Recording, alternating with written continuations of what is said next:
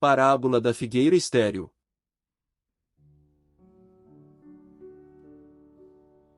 Pela manhã, ao voltar Jesus à cidade, teve fome. E vendo uma figueira à beira do caminho, dela se aproximou, e não achou nela senão folhas, e disse-lhe: Nunca jamais nasça de ti frutos. No mesmo instante secou a figueira.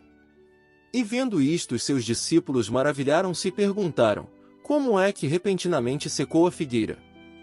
Respondeu-lhes Jesus: Em verdade vos digo que se tiverdes fé e não duvidardes, fareis não só o que foi feito à figueira, mas até se disserdes a este monte: Levanta-te e lança-te ao mar, isto será feito, e tudo o que, com fé, pedirdes em vossas orações, haveis de receber.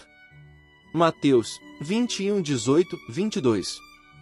Lucas 13, 6, 9. Magnífica parábola! Estupendo ensinamento! Qual lições aprendemos nestes poucos versículos do Evangelho?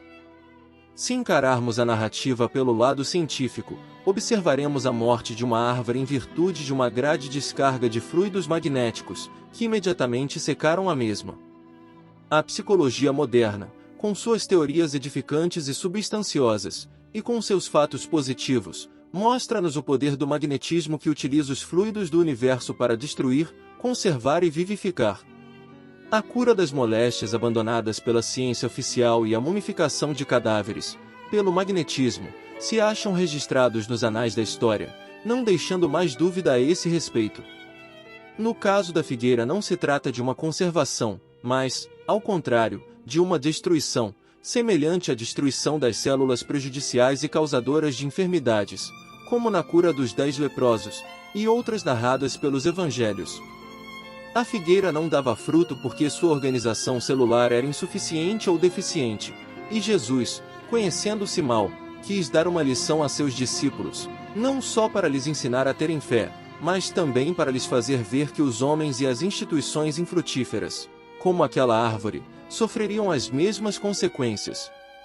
Pelo lado filosófico, realça da parábola a necessidade indispensável da prática das boas obras, não só pelas instituições, como pelos homens. Um indivíduo, por mais bem vestido e mais rico que seja encaramujado no seu egoísmo, é semelhante a uma figueira, da qual, em nos aproximando, não vemos mais que folhas. Uma instituição, ou uma associação religiosa, onde se faça questão de estatuto, de cultos, de dogmas, de mistérios, de ritos, de exterioridades, mas que não pratique a caridade, não exerça a misericórdia, não dê comida aos famintos, roupa aos nus, agasalho e trato aos doentes, não promova a propaganda do amor ao próximo, da necessidade do erguimento da moral, do estabelecimento à verdadeira fé, essa instituição ou associação, embora tenha nome de religiosa, embora se diga a única religião fora da qual não há salvação, como acontece com o catolicismo de Roma, não passa de uma figueira enfolhada, mas, sem frutos. O de que precisamos da árvore são os frutos. O de que precisamos da religião são as boas obras. Os dogmas só servem para obscurecer a inteligência, os sacramentos, para falsear os ensinos do Cristo, as festas, passeatas, procissões, imagens, etc., para consumir dinheiro em coisas vãs e iludir o povo, com um culto que foi condenado pelos profetas dos tempos antigos, no Velho Testamento, e por Jesus Cristo, no Novo Testamento. A religião do Cristo não é a religião das folhas, mas, sim, a dos frutos. A religião do Cristo não consiste nesse ritual usado pelas religiões humanas. A religião do Cristo é a da caridade, é a do Espírito, é a da verdade. A fé que o Cristo preconizou, não foi, portanto, a fé em dogmas católicos ou protestantes, mas, sim, a fé na vida eterna, a fé na existência de Deus, a fé, isto é, a convicção da necessidade da prática da caridade. Aquele que tiver essa fé, aquele que souber adquiri-la, tudo o que pedir em suas orações, sem dúvida receberá, porque limitará seus pedidos àquilo que lhe for de utilidade espiritual, assim como se tornará apto a secar figueiras, dessas figueiras que perambulam nas ruas seguidas de meia dúzia de bajuladores, dessas figueiras, como as religiões sem caridade, que iludem incautos com promessas ilusórias, e com afirmações temerosas sobre os destinos das almas. A figueira sem frutos é uma praga no reino vegetal, assim como os egoístas e avarentos são pragas na humanidade, e as religiões humanas são pragas prejudicialíssimas à seara do Senhor. Não dão frutos, só contêm folhas. Estudada pelo lado científico, a parábola é um portento, porque, de fato, Jesus, com uma palavra, fez secar a figueira. Nenhum sábio da terra é capaz de imitar o Mestre. Encarada pelo lado filosófico, a lição da figueira que secou é um aviso do que vai acontecer aos homens semelhantes à figueira sem frutos, e às religiões que igualmente só têm folhas. Nesta parábola aprende-se ainda que a esterilidade, é mal e inevitável. Em todas as manifestações da natureza aqui e ali, se vê a esterilidade como que desnaturando a criação ou transviando a obra de Deus. Nas plantas, nos animais, nos humanos, a esterilidade é a nota dissonante, que estorva a harmonia universal. Na ciência, na religião, na filosofia, até na arte e a mecânica, o ferrete da esterilidade não deixa de gravar o seu sinal infamante. Acontece, porém, que chegado o tempo propício, a obra estéril desaparece para não ocupar inutilmente o campo de ação onde se implantou. A figueira estéril da parábola é a exemplificação de todas essas manifestações anômalas que se desdobram às nossas vistas. Para não sair do tema em que devemos permanecer constitui o objeto deste livro. Vamos comparar a figueira estéril com as ciências humanas e as religiões sacerdotais. À primeira vista não parece ao leitor que a parábola adapta perfeitamente a estas manifestações do pensamento absoluto e autoritário?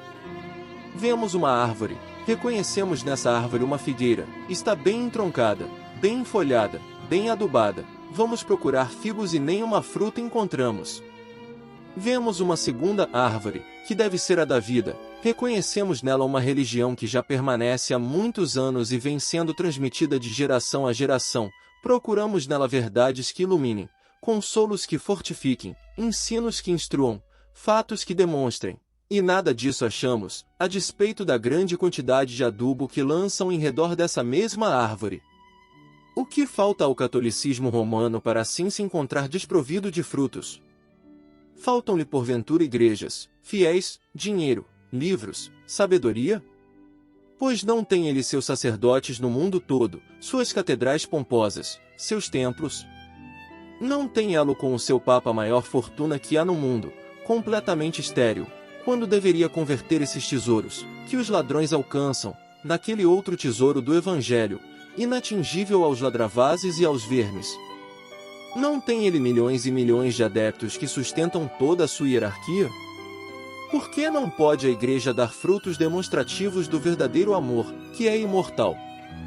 Por que não pode demonstrar a imortalidade da alma, que é a melhor caridade que se pode praticar? E o que diremos dos seus ensinos arcaicos e irrisórios, semelhantes às folhas enferrujadas de uma figueira velha? Do seu dogma do inferno eterno, do seu artigo de fé sobre a existência do diabo, dos seus sacramentos e mistérios tão caducos e absurdos, que chegam a fazer de Deus um ente inconcebível e duvidoso. E assim como é a religião, é a ciência de homens, desses mesmos homens que, embora completamente divergentes dos ensinos religiosos dos padres, por preconceito e por servilismo andam com eles de braços dados, como se crescem na fé pregada pelos sacerdotes. Essa ciência terrena que todos os dias afirma e todos os dias se desmente. Essa ciência que ontem negou o movimento da terra e hoje o afirma, que preconizou a sangria para depois condená-la, que proclamou as virtudes do emético para anos depois execrá-lo como um deprimente, que hoje, de seringa em punho, transformou o homem num laboratório químico, para, amanhã ou depois, condenar como desumano esse processo. E o que falta à ciência para solucionar esse problema da morte, que lhe parece como um fantasma funesto? Faltar-lhe-á adubo? Mas não estão aí tantos sábios? Não tem ela recursos disponíveis para investigação e experiência? Não lhe aparecem a todos os momentos fatos e mais fatos de ordem supramateriais, metamateriais para serem estudados com método?